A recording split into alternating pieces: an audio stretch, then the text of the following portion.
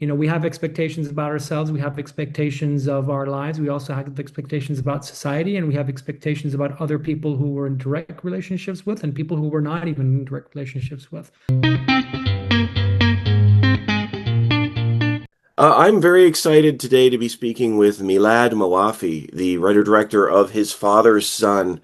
Meelad, thank you so much for the time. I really do appreciate it. Thank you so much. It's a pleasure to be here. I appreciate you having me. Honestly, it is an absolute pleasure of mine. This film is wonderful. It's so honest, it feels so genuine, and heartfelt. I was wondering where did it come from? Um, well, first of all, I'm really glad to hear you say that. And I get asked quite often. In fact, it's perhaps one of the questions that I get asked most frequently, whether or not the film is based on my personal life. It's actually not autobiographical in any sense.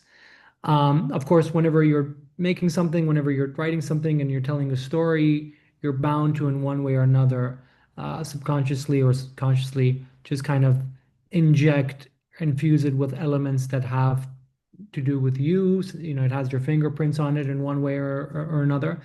Um, but really, the film actually and the story kind of grew out of a process of just writing and rewriting over and over and over and over again, which is a process that I found to be extremely helpful. As the old saying goes, writing is rewriting.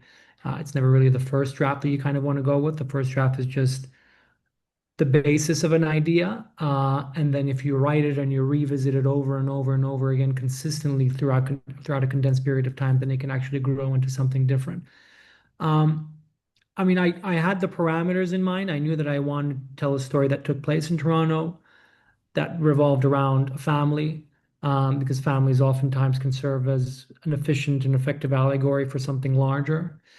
Um, and of course, you need an element, let's say, a conflict at the heart of the story.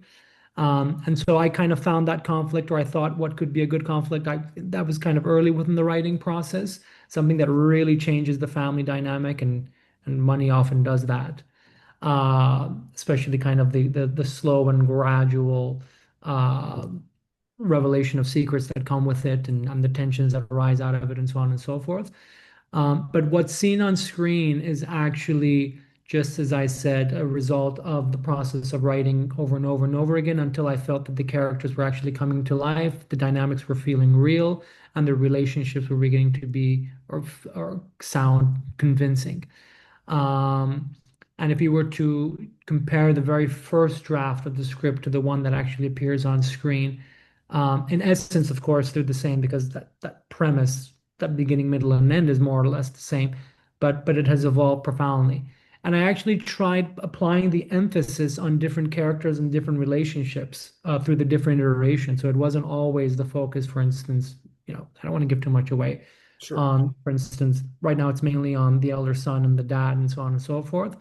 I tried different versions with the younger son and the mom and the dad, and then also the older son and the mom and the dad, and also just between the brothers, and then also just between the parents, just to make sure that I kind of left no stone unturned, until I eventually thought that the current dynamic, which is the one that exists in the film, is what can most effectively communicate what I had in mind.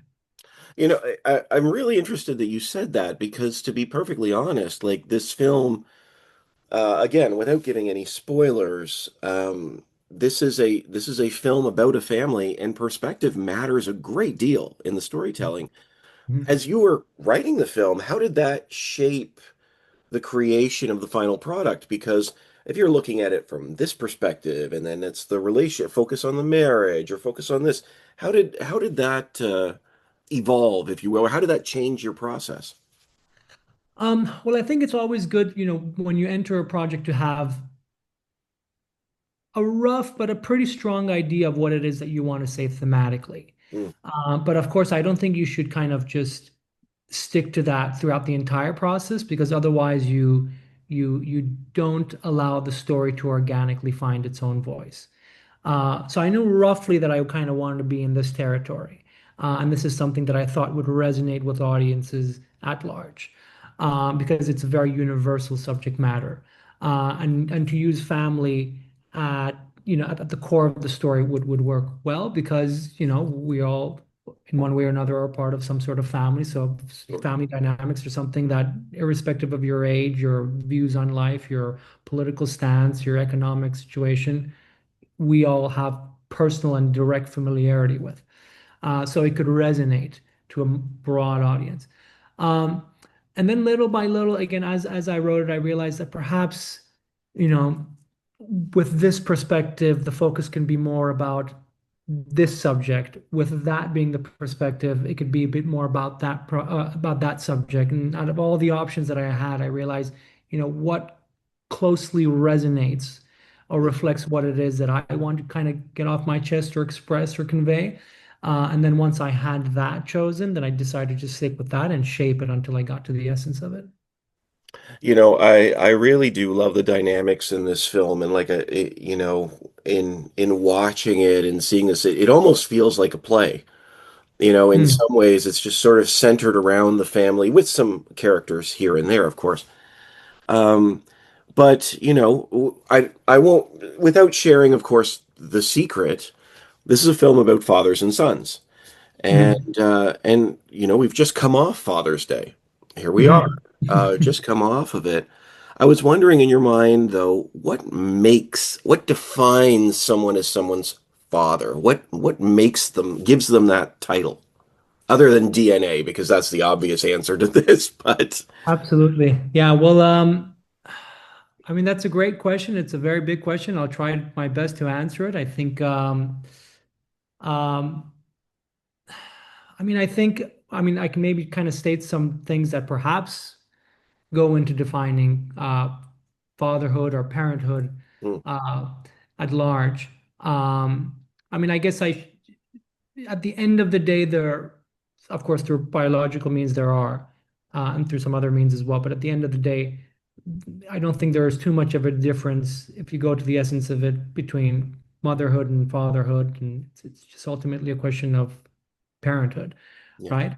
And the DNA component that you mentioned is also not, I don't think it's entirely about that because, someone could be the father to a dog, even, right? Um, I think so much of it has to do with, of course, responsibility is a huge component of that.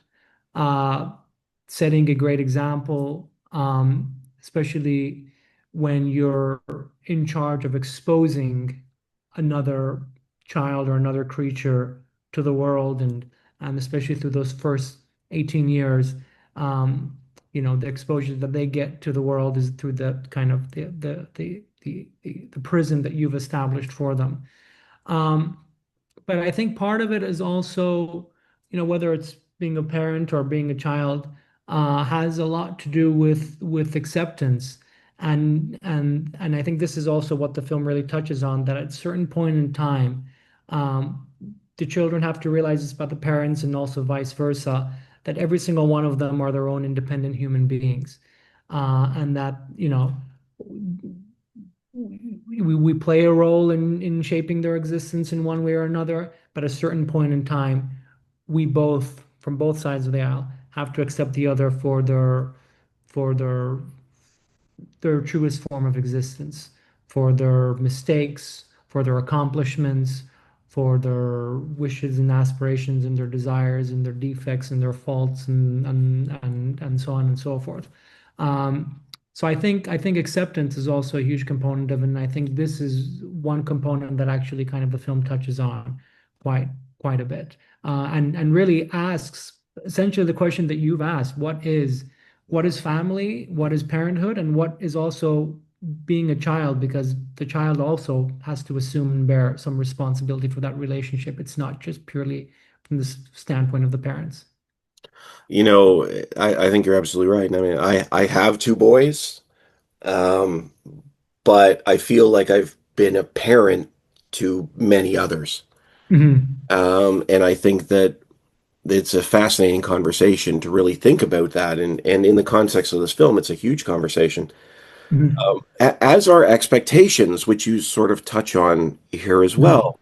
Hmm. because you're telling this story primarily from the perspective of the son. I think it's really from the I forgive me, the character's name is Amir. Yeah. Amir. Amir? Yeah. Amir.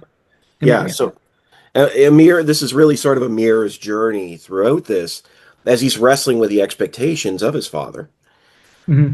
I was wondering in your mind, what is it? Why is it so difficult to chart your own path while respecting the expectations of the Hmm. parents, of the father in this case? I mean, again, that's a great question. I think why is it difficult to chart your own path while respecting the expectations of the parent? I think, I mean, a lot of it, especially these days, just because the world changes and evolves so fast, much faster than it ever has throughout human history. And even more so, I think, with immigrant families, because there is a literal shift in the physical space that the family kind of is occupying. And so there are kind of tectonic cultural changes that happen from point A to point B. Um, and I think, the area in which you live in, aside from many other uh, factors as well, but also where you're physically present and where you physically reside, have a lot to do with just expectations that human beings, irrespective of whether or not they're parents or, like in all circumstances, have of themselves and have of others, whether it's a boss of their um, employee, or maybe athletes within a team, or classmates or co-workers or lovers, and so on and so forth. We have expectations about ourselves, we have expectations of our lives, we also have expectations about society, and we have expectations about other people who we're in direct relationships with, and people who we're not even in direct relationships with, who just kind of share the society with us. um, and human existence, I think, or perhaps all existence, is just but human existence especially, is just about kind of negotiating expectations and negotiating relationships constantly, and adjusting to the times and adjusting to your own needs and the shifts within yourself internally and the shifts within other people and so on and so forth. Um, and so I think that's what ultimately ends up being a challenge, because in a family dynamic, you've been together for so long, you're connected to one another, maybe not because you actually would have been friends or gotten along had you not been family, but because fate had decided that you guys are all going to be connected in one way or another. And so it's possible that, well, not possible, I think quite often you have a lot of tensions between these expectations, because you have people who are otherwise quite different, but they're occupying that same space because they're part of a family. Um, and that's actually something, one of the reasons why I decided to kind of, and again, I thought family works or serves as a great allegory, is because as I got older, I realized, especially as I entered my 30s and so on and so forth, those are things that you give more thought to. And I think our generation in particular, the millennials and basically beyond that, is a generation that actually kind of gives a lot more weight and a lot more importance to family relationships and the family dynamic, and how that forms and shapes who we are as people, kind of at large. Yeah. So I think it's for that reason, I think it really is a story that, of course, I'm the filmmaker, so I'd like to believe it, but I truly actually do feel that is the case, that it can resonate. And in fact, in one of the test screenings that we did, uh, um, we had a son and his mother came, daughter and her mother came. We intentionally did that because I kind of wanted to see how it feels when someone is actually viewing it, when two adults, but a child and a parent are actually viewing it together, and whether or not this is a film that actually works well within that dynamic. And I feel like I can confidently say that this film actually kind of, basically based on the feedback that we received, that it is something that really sparks some interesting conversations. Yeah. Absolutely, absolutely. And Meelad, I see we're starting to run out of time. But I have to ask you this question. I have to ask. Without giving any spoilers to the film itself, Hmm. if you were Amir, Hmm. would you tell?